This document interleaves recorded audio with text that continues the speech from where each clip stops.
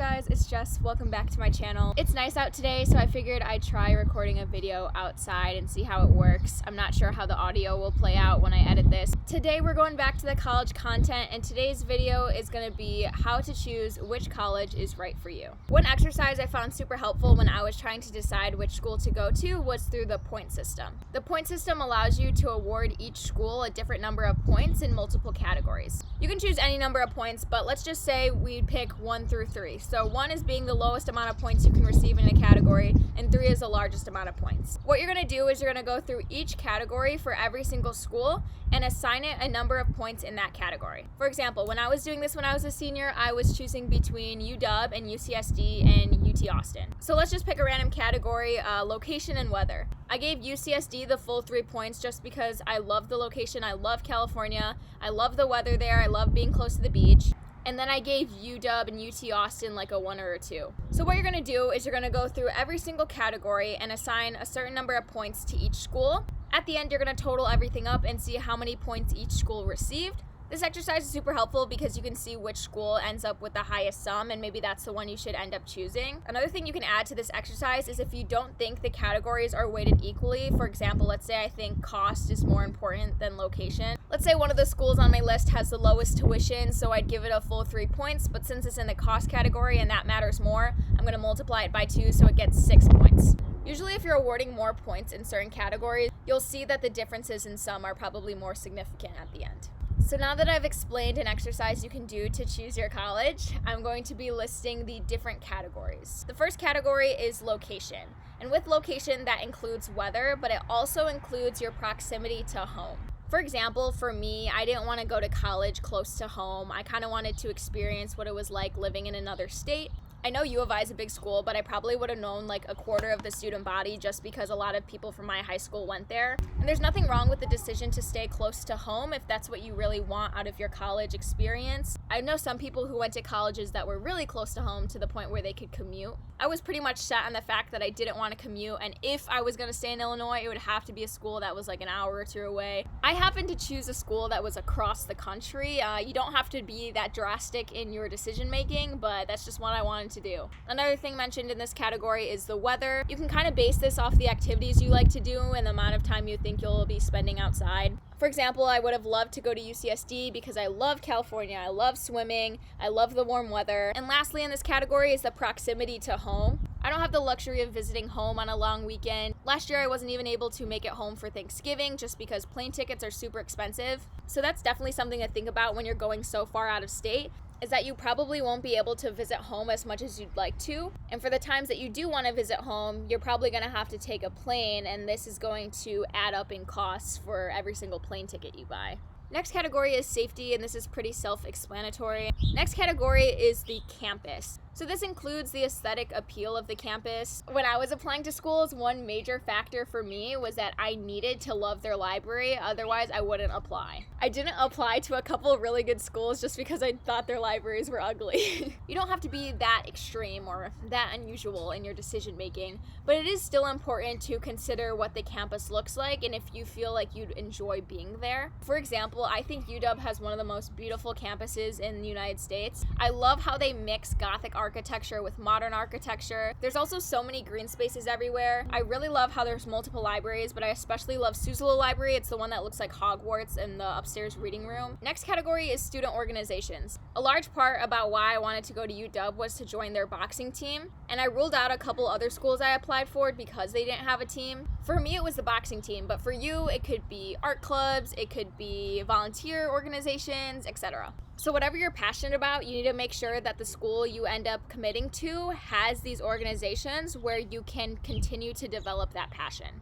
I just really appreciate how UW has so many RSOs, and this gives so many opportunities for students to get involved at the school. Next category is academics. One of the reasons I chose UW was because it has a really phenomenal astronomy and physics program. Next category is resources, and this can include academic resources, disability resources if it applies, mental health resources. During my freshman year, I used academic resources almost like every single day, so I can't imagine going to a school that didn't have that for me. Next category is like school spirit and sports teams. I don't care too much about football or basketball, gotta be honest, but it is nice to be in the Pac-12. I did go to the football games my freshman year, and I actually really enjoyed it because the student body was just so excited and so hyped to be there. So if you go to a school with a good sports team, it's fun to be a part of that school spirit energy. Next category is cost, and obviously this is a really big factor for a lot of students. This is pretty self-explanatory, and usually when you get accepted into the school, you should know by then how much each school is going to cost per yearly attendance. What really sucks is I probably would have gone to UCSD if it weren't for that cost factor. It was over $66,000 for me as an out-of-state student, and that was just not reasonable for me. It didn't even matter what all the other categories were, like I wasn't going to be able to afford it. So this is a really sucky category, but it is really important to consider it when you're choosing your college. Next is the amenities on campus. Since I work out a lot, a really good gym facility was something that was really important to me, and UW's IMA is like top tier. So if you also work out or weightlift, or who is calling me right now? Austin, I'm literally filming a YouTube video. Oh my, this is so typical of him.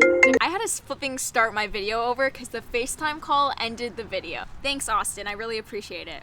Next category is class size. I really like how UW has large lecture halls, but then also has quiz sections where the classroom size is significantly smaller. Mainly all the schools I applied to had large lecture halls, but they also had smaller classroom environments, and I think the mix of both worked for me. Going off of that, another category is student body size. I really wanted to go to a large school just because I wanted to meet so many new people, but if that's not your type of thing where you want to stick to a really small school, only have like a couple thousand on campus, then that's totally fine. That's totally up to you. Kind of going off of that, another thing is the types of students that go to your school. I really enjoy the student body at UW. I think mostly everyone there significantly cares about their academics, because otherwise if they didn't, they probably wouldn't have gotten into UW. I personally didn't want to be at a school where students chose to go to college just to party and didn't really care about their academics. I'm just a student who really cares about her academics, and I want to make sure that $55,000 in out-of-state tuition is going to use. Another thing to consider is if your school has a competitive major system. Obviously, UW is known for that. For example, if you want to study computer science or engineering and a couple of the schools gave you direct admittance, but some of the other schools said you have to wait a year and apply to the major, that's definitely something to consider. Being directly admitted to your major kind of alleviates some of that stress. The next category is undergraduate research. One of the reasons I ended up finally committing to UW was because they have such a great undergraduate research program. And this is not the case at every single college. Some of them just don't have the resources and opportunities for a lot of undergraduate research. This is what one of my high school STEM teachers told me to prioritize, was a school that had great undergraduate research opportunities. Another category is transportation. You're probably not going to have a car while you're at college, so you got to consider how you're getting around. A lot of students, including myself, use buses as their main transportation because the Husky ID has the U-Pass, so this allows you to get on the buses without having to pay like an additional fee each time you go on the bus. This is just super convenient, and sometimes when I'm lazy to walk to class, I just take a bus because it's easier. Another thing is that I can use this U-Pass to take the bus to get into other parts of Seattle, so that's really convenient if I want to like leave campus. Another category is diversity. This is pretty self-explanatory as well. Next category is living arrangements and residence halls. Most freshmen have to live on campus their first year, so you want to make sure that the residence halls aren't disgusting and gross. UW has really nice ones, which I really appreciated, so that's another reason why I chose to go there. Next category is food, and this includes anything on campus, like the dining halls, or anything off campus that's close by. Every human being needs to eat, and if you have a dining hall account, you want to make sure that the money is spent towards good food and not really disgusting dining hall food. Luckily at UW, they have really good dining halls, and also they're right next to the Ave. This is a really important category that I suggest you not take lightly because you're gonna have to eat every day. So that's all the categories I have, and if you're somewhere in your college decision process, hopefully this video was able to help you out. If you guys have any additional questions for me, feel free to leave it in the comment section down below, and I will see you guys in my next video, hopefully tomorrow. Bye-bye!